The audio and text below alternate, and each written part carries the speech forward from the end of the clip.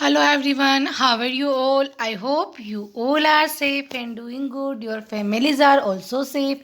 My name is Swati Solanki and I welcome to Shri Vinayak Convent High Secondary School Daloda.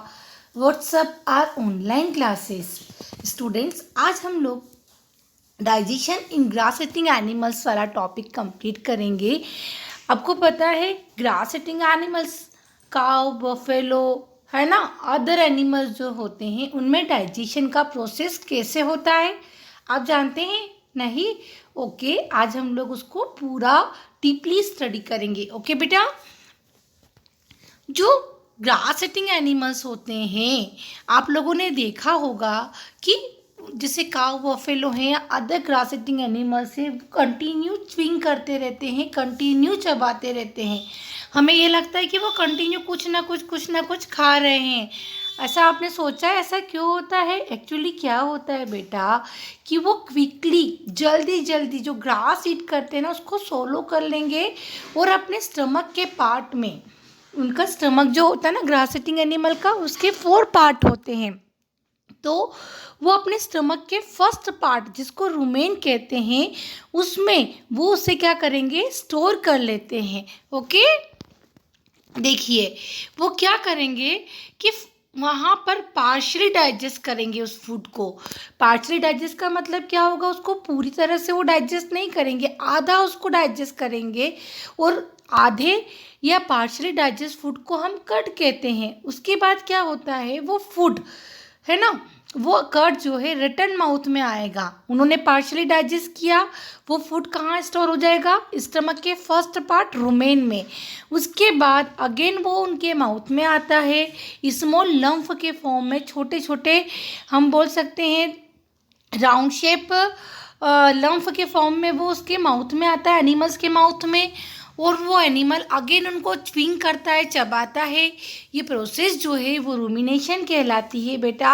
और जिन animals में ये process होती है उन्हें हम क्या कहते हैं, रूमिनेंट्स कहते हैं। देखिए ये जो है ये ग्रास ईटिंग एनिमल काऊ का स्टमक है, इसका फर्स्ट पार्ट होता है बेटा रुमेन। रुमेन वो पार्ट है जहाँ पर पार्शली डाइजेस्ट ग्रास जो है वो आकर स्टोर होता है। सेकेंड पार्ट होता है रेटिकुलम। ओके, थर्ड होता है उसका ओमेसम और फोर्थ होता है इसका एबोमेसम। तो फर्स्ट पार्ट से वो फूड कहाँ, फर्स्ट चेम्बर से वो फूड आता है सेकेंड चेम्बर में, सेकेंड चेम्बर से अगेन वो क्या होगा, उसके माउथ में आएगा, वो उसको रिच्यूट करेगी, वापस से चबाएगी। ओके, और दोनों चैम्बर से होकर ये फूड कहाँ आता है, उसके थर्ड और फोर्थ पार्ट में। वो कैसे आता है उस प्रोसेस को भी हम कंटिन्यू स्टडी करेंगे। अब देखिए उसने हाफ च्यू कर रखा था फूड को, ठीक है। उसके बाद वो कहाँ आया था, माउथ से उसके फर्स्ट चैम्बर में आ गया था फूड, है ना, स्टमक के फर्स्ट चैम्बर में आ गया था। अब वहाँ क्या होता है, जो फर्स्ट चैम्बर होता है रुमेन, वहाँ पर बैक्टीरिया और माइक्रो ऑर्गेनिज्म प्रेजेंट होते हैं, है ना। वो उसको एक्टेट करते हैं, उसमें चेंजेस लाते हैं। अब ये हाफ डाइजेस्ट फूड जो होता है वो सेकेंड मस्कुलर चेम्बर, क्या नाम है सेकेंड चेम्बर का, रेटिकुलम, वहाँ से होकर अगेन क्या होगा, ग्रास ईटिंग एनिमल्स के रूमिनेंट्स के माउथ में जाएगा।